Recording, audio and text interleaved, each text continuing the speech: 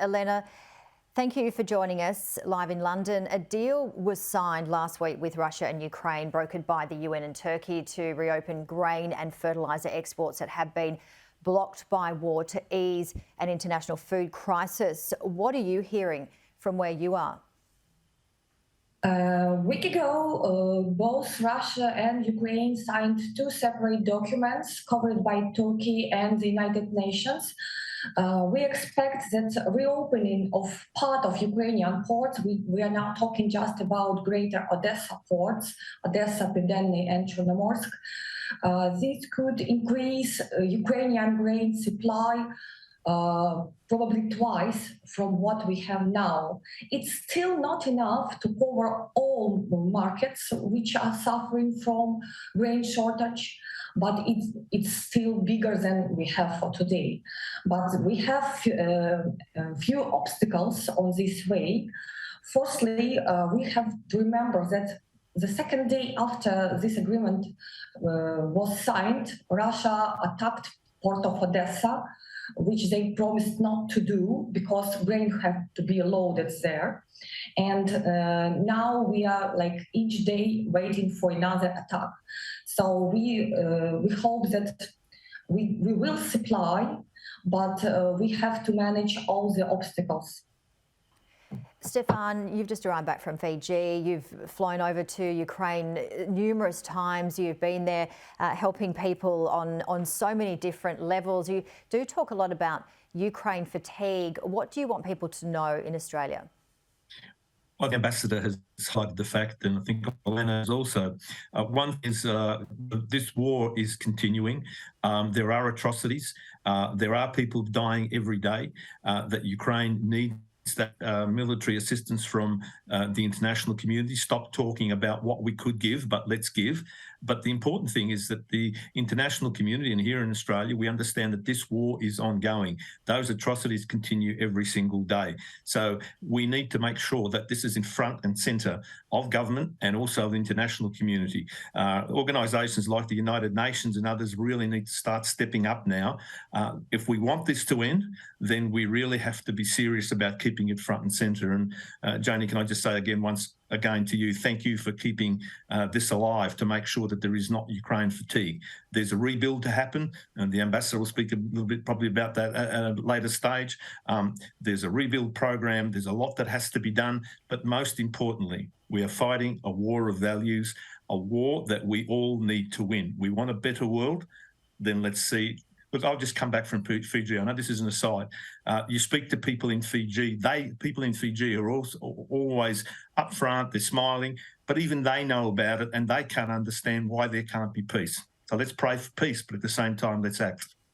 All right, and Vasil, we've just heard in the other package, you know, this Ukraine invasion could go on for years. What do you think? And also for the average person who's struggling with the cost of living as a result of what's going on in Ukraine. Obviously, we do have other reasons, but what would you say to those people? Because we need to, you know, have an idea of an end date, but it's certainly potentially years from what we're hearing.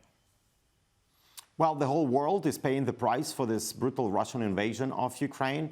Ukrainians are bearing the brunt by actually having their lives lost. Many other people in the world are also suffering. People are having famine in Africa and the Middle East.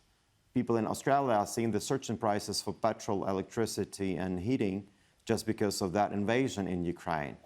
Look, there is one way to stop it, is actually to help Ukraine and help Ukraine immediately and as much as possible, because the longer it lasts, the more negative impact will be out there for the security, but also for the well-being of the people in the Indo-Pacific. Therefore, it's so important to help Ukraine with fast recovery, and that fast recovery includes the rebuild of schools and hospitals in areas around Kyiv, around Kharkiv and other places, so that we could at least, some people in the safe areas, and well, let me tell you, there are no safe areas in Ukraine, but relatively safe areas could come back now. And I hope, and this was part of the discussion between Prime Minister Albanese and President Zelensky, and I've been engaging with state governments, with municipalities, but also with the federal government, of how Australia and Australian people can support Ukraine with a rebuild, with immediate rebuild, which is, and then also long-term. Yeah, absolutely. And Elena, you are Ukrainian. You've travelled to Poland. We've spoken to you on Sky News a number of times. You went to Poland, then you came back to help. Now you're in London. Describe to us, the people that you've spoken to, how they're feeling. I know that you've mentioned that you're fighters and you don't give up, but we're getting into the 6th month now. How are people coping? Everyone in Ukraine who I know, it's like the one person with just the one desire to win this war, and actually everyone doing everything for victory, and each day we make another step. We have to remember that Ukraine is one of the biggest world grain supplier.